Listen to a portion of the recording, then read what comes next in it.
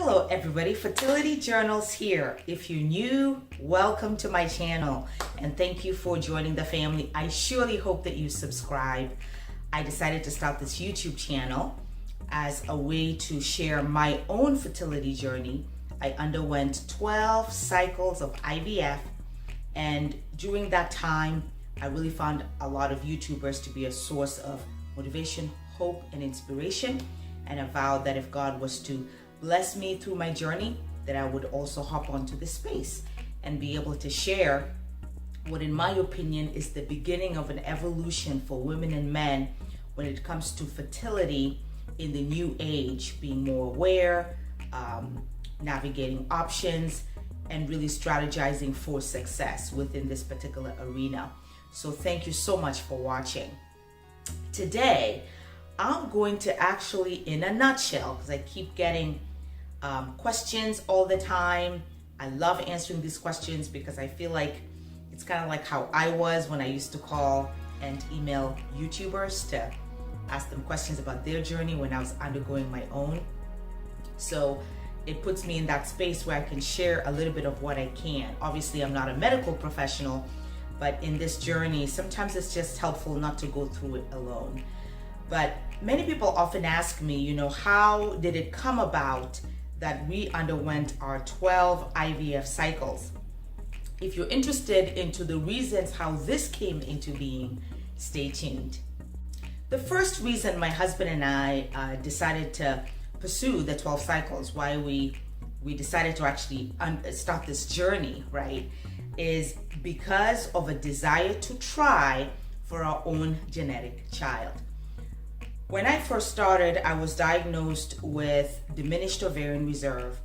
I was a poor responder. My AMH was 0.14 and my FSH was pretty high at a 24. And so the chances of being successful at an IVF cycle with my own egg was not likely. And now, in looking back, my doctor was being honest and actually super helpful, because the type of IVF I consulted for in the beginning was conventional IVF. Back at the time, I wasn't aware that there was different types of IVF. So my doctor was actually being useful. And they wanted that IVF cycle to work. And so they immediately recommended donor egg.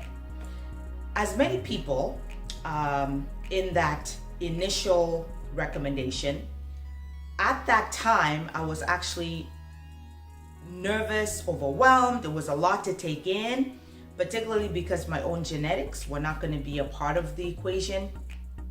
But there was also a part of my husband and I that felt, well, we hadn't even tried, And so really, I would say that would be the first reason as to why we underwent the multiple cycles, because when we ended up, and you can see through my YouTube journey, I have lots of videos on how this happened, but in a nutshell, when we ended up meeting Dr. Yelian, it was the case that I learned that I would need multiple takes of IVF to be able to see if my chances of having a genetic child would be successful.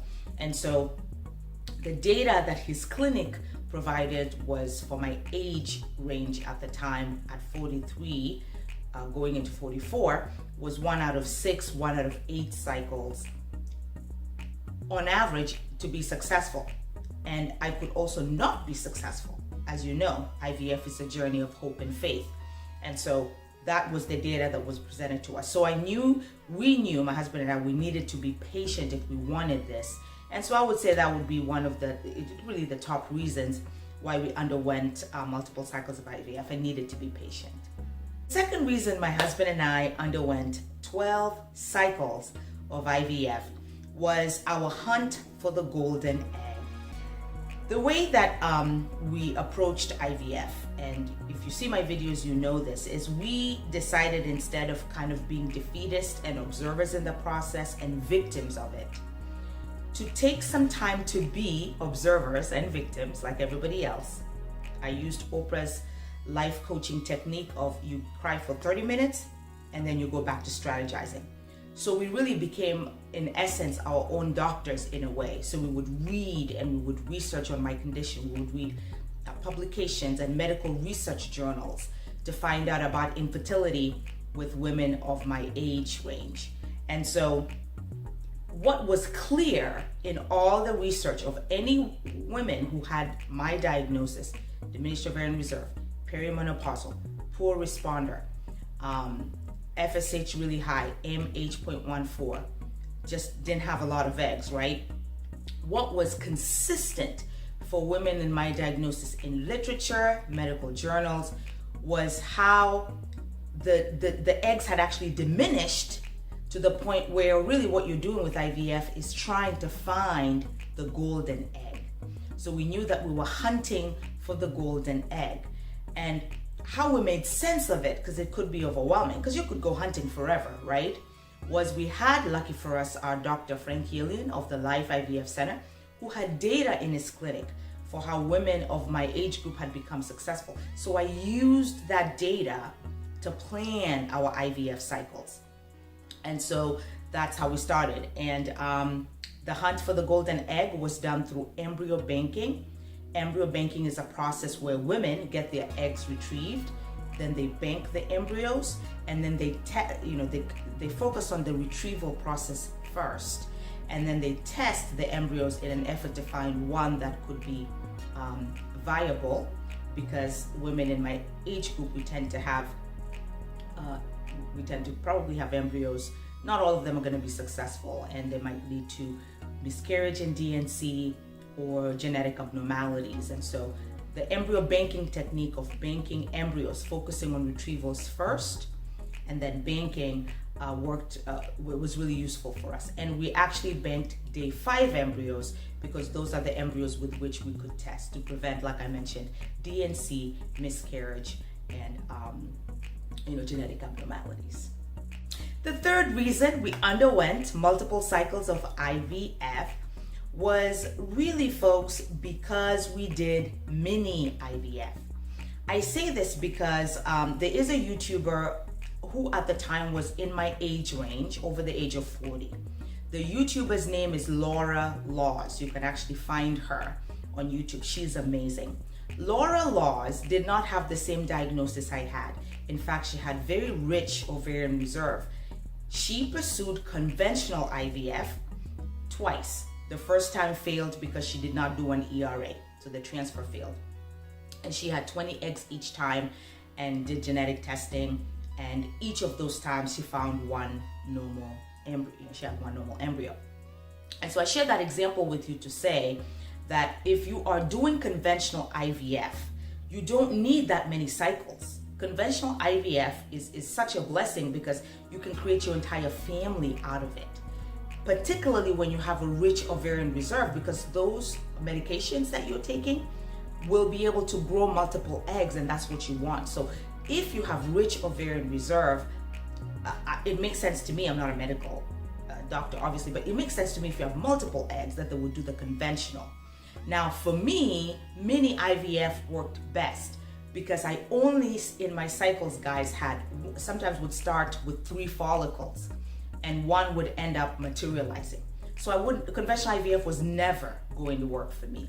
So with mini IVF, that was the journey we underwent. So in each cycle, when it first started, it would be just 1 follicle, 2 follicles, and then one would mature and that would be retrieved. And then as I continued working with Dr. Yelian, my situation got better because my body was responding to the specialized protocol that he provided. And I started off, if I had 4 follicles, I would actually end up with 4, at the time of retrieval. And so throughout the span of my 12 cycles of IVF, I actually had about 25 eggs only throughout that span of that year and a half. Some people, that's what they have in probably 1 cycle or 1.5, right? So you can kind of see it was the only way to get my body to respond to get eggs that would eventually be able to help my husband and I go through this process. Not every egg became an embryo and not every embryo was viable. But in order for me to be successful at IVF, the mini IVF was the way that we pursued, and it took that many times for success because I had such poor ovarian reserve. The fourth reason why we undertook multiple cycles of IVF, 12 cycles to be specific, is because of the protocol, like I mentioned before, Dr. Yelian is amazing. Frank Yelian. I remember when I went to his clinic, he has this wall, guys, in his lobby area of all the babies that he has helped conceive through IVF. And I remember I looked at that wall and I wanted so badly to be on that wall with my baby. And there was a part of me, because his clinic is super zen, like it believes in like good energy and good vibes. And I remember just my gut instinct telling me that, my heart telling me that I've made the right choice and that this is the right doctor and that he is the miracle doctor. And of course, to go through 12 cycles in one clinic, somebody would say it's definitely not working. But remember, we had done the research. I knew exactly what my diagnosis was. So I stopped comparing myself with other people because I was like, this is my diagnosis. And I had the data.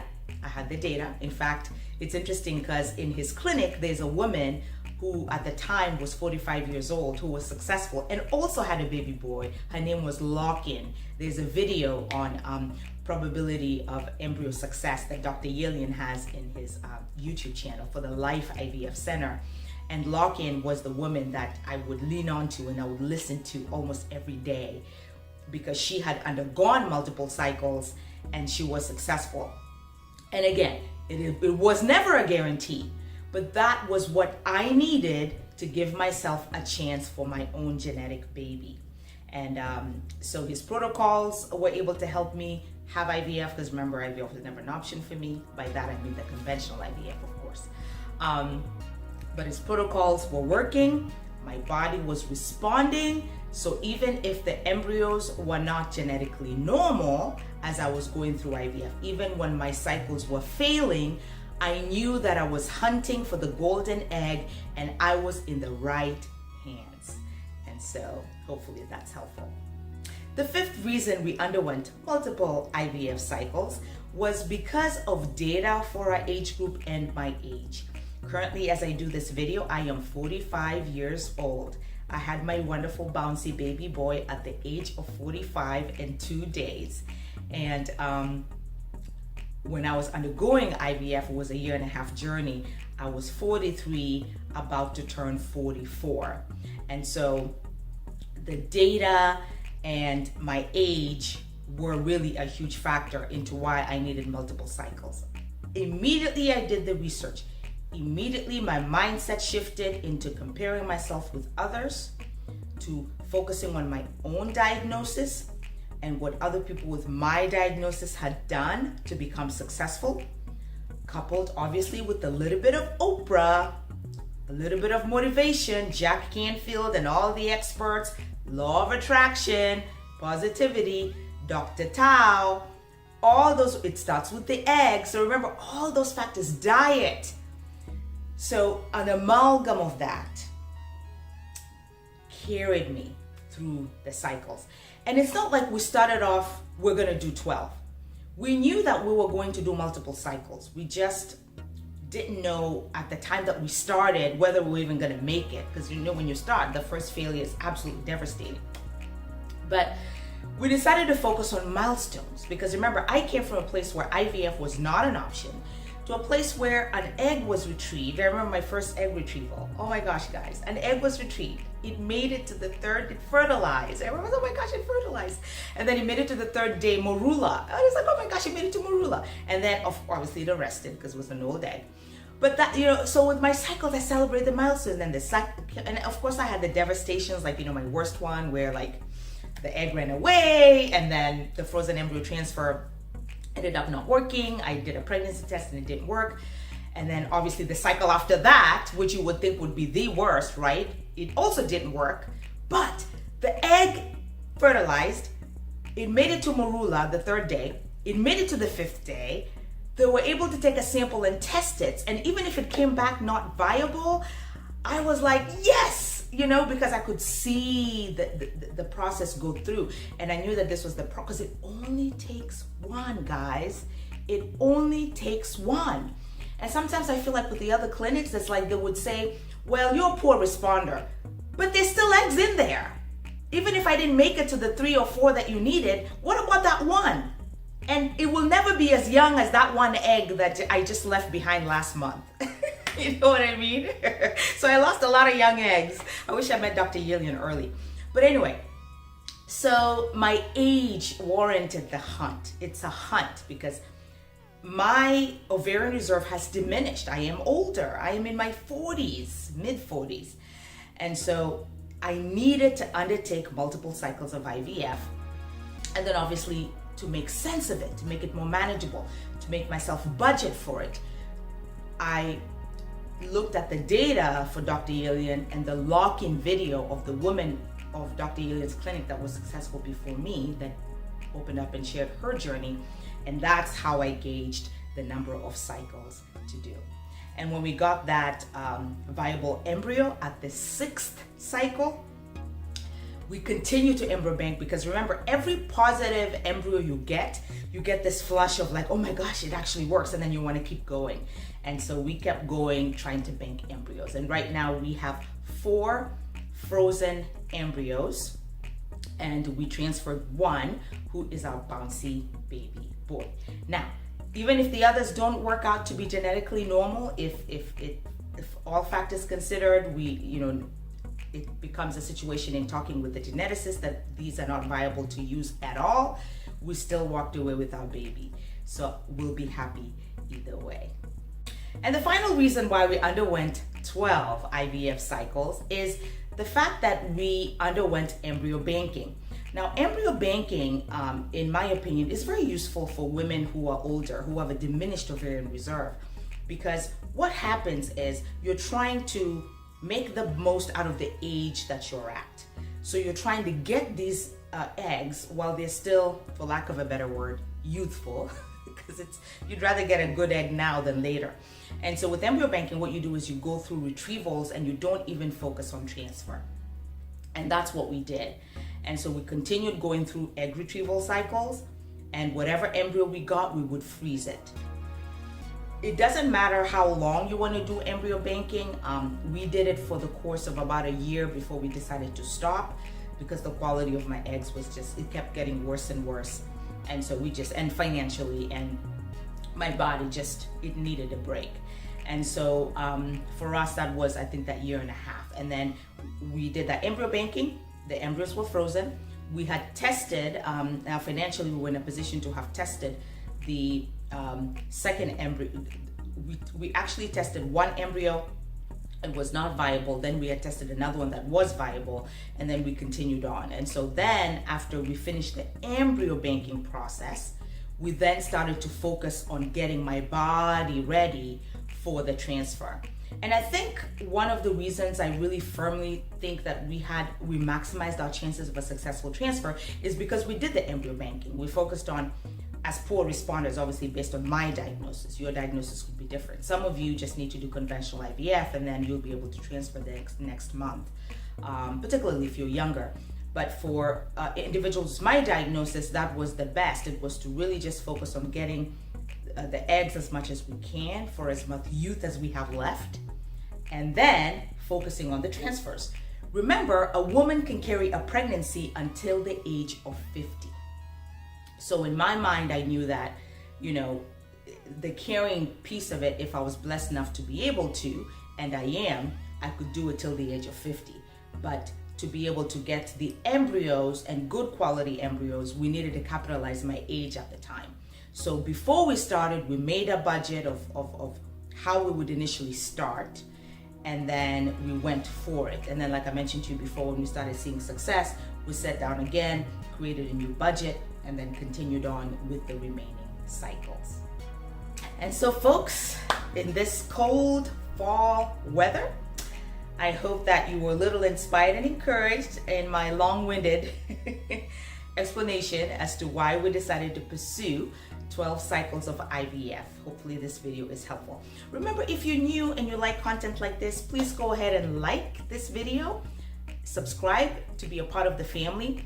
Guys, the more I think about it, I feel that we as women and men who are undergoing infertility, particularly age-related infertility, life is changing.